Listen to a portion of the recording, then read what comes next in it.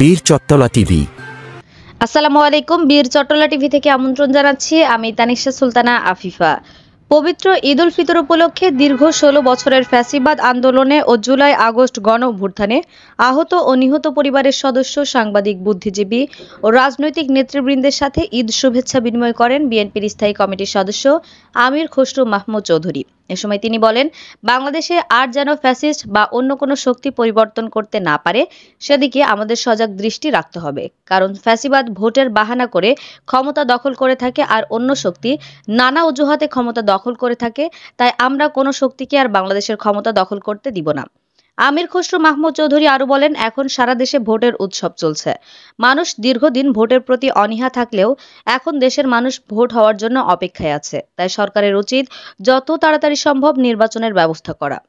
এই বাংলাদেশ যাতে কেউ পরিবর্তন করতে না পারে, কোনো ফ্যাসিস্ট না পারে, আর কোনো অন্য কোনো শক্তিও যাতে না পারে। ফ্যাসিস্ট একটা শক্তি, আবার আরেকটা শক্তি আছে যারা ফ্যাসিস্ট একভাবে ক্ষমতা দখল করে থাকে, আবার আরেকটা শক্তি দেখা যায় তারা অন্যভাবে ক্ষমতায় থাকার জন্য তাদের আরেকটা নতুন নতুন পন্থা বাইর করে।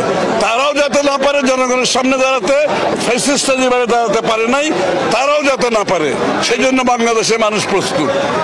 আজকে আপনি দেখতে পাচ্ছেন সকলের মধ্যে যে উচ্ছ্বাস, যে আনন্দ, যে উৎসবমুখর পরিবেশ, যে আমরা গণতন্ত্রের স্বাদ পাচ্ছি।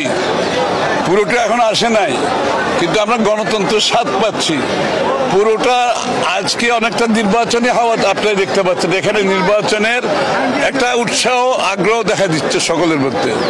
সবাই মনে হচ্ছে নির্বাচনের দিকে যাচ্ছে, এবং নির্বাচনে আমরা যেভাবে উৎসবমুখরভাবে পালন করি আমাদের নির্বাচন, আজকেও মনে হয় সেইভাবে আবারও বাংলাদেশের মানুষ বহু বছর পরে নির্বাচনের দিকে আনন্দ ঘন উৎসবমুখর পরিবেশে আমরা এগিয়ে যাচ্ছি। এবং সবার আকাঙ্ক্ষা, যে আকাঙ্ক্ষার জন্য আমরা গত 16-17 বছর লড়েছি, যে আকাঙ্ক্ষার জন্য, যে স্বাধীনতার জন্য আমরা লড়েছি, যে গণতান্ত্রিক অর্ডারের জন্য আমরা লড়েছি, জনগণের নির্বাচিত প্রতিনিধির মাধ্যমে সংসদ সরকার পরিচালিত হবে, যারা জনগণের কাছে দায়বদ্ধ থাকবে। প্রতিনিয়ত মানুষের সেই আকাঙ্ক্ষা পূরণে মানুষ অপেক্ষা করছে। সুতরাং আজকের পরিবেশ সম্পূর্ণ ভিন্ন বিগত বছরগুলোর তুলনায়।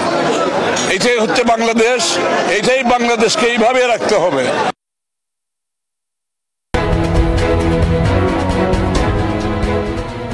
বীর চট্টলা টিভি।